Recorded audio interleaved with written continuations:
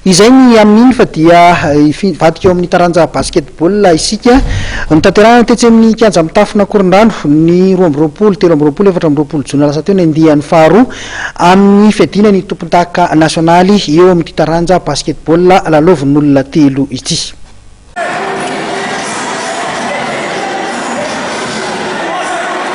Ny ekipa ny Kosfana Lamanga nahitana Stivel, Mimi, Kakay ary Stéphane no nibatany Amboaragoavana sy ny loka isan-karazany avy amin'ny mpanohana ary ny lela vola 10 hetsy ariary avy amin'ny telo nandritra ny fiadinan'ny tompon-daka nasionaly taranja basket an'olona telo. Ny ekipa ny Savano resin'izy ireo tamin'ny 12 nandritra ny famaranana ho an'ny sokajy Open lehilahy tamin'ity andian'ny faharoa ny basket FIBA 3 contre 3 natao tetsy amin'ny kianja mitafina Korondrano ny farany herinandro lasa teo iny.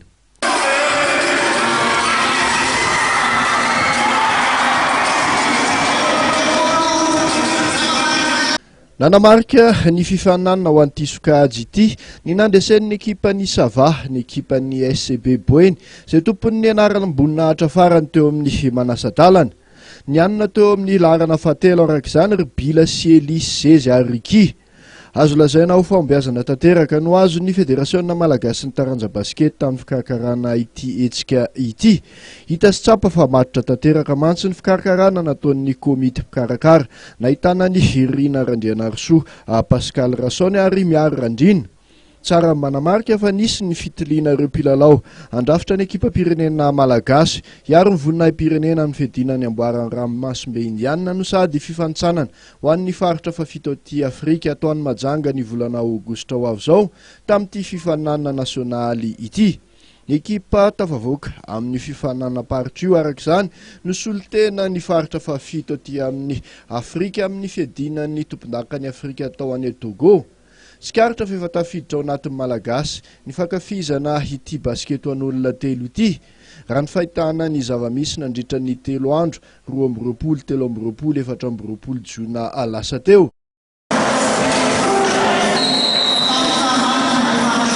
Nanampy ny hafinana ihany koa ny fisian'ny fifaninana isan-karazany toy ny tir à 3 points ny banky ary ny fanomitanana ara-tsakafo.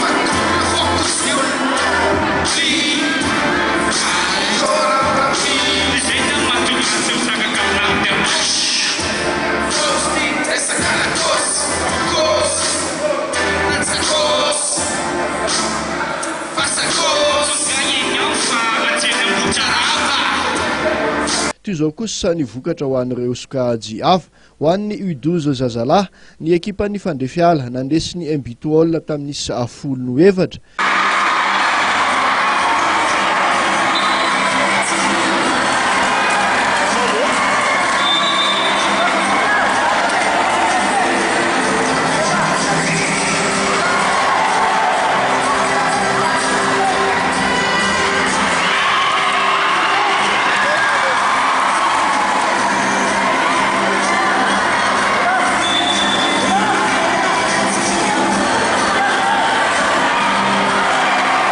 Teo amin'ny U18 zazalahy indray, ekipa pirenena U16 faharoa anandresy ny Mbitool tamin'ny 1 no 9.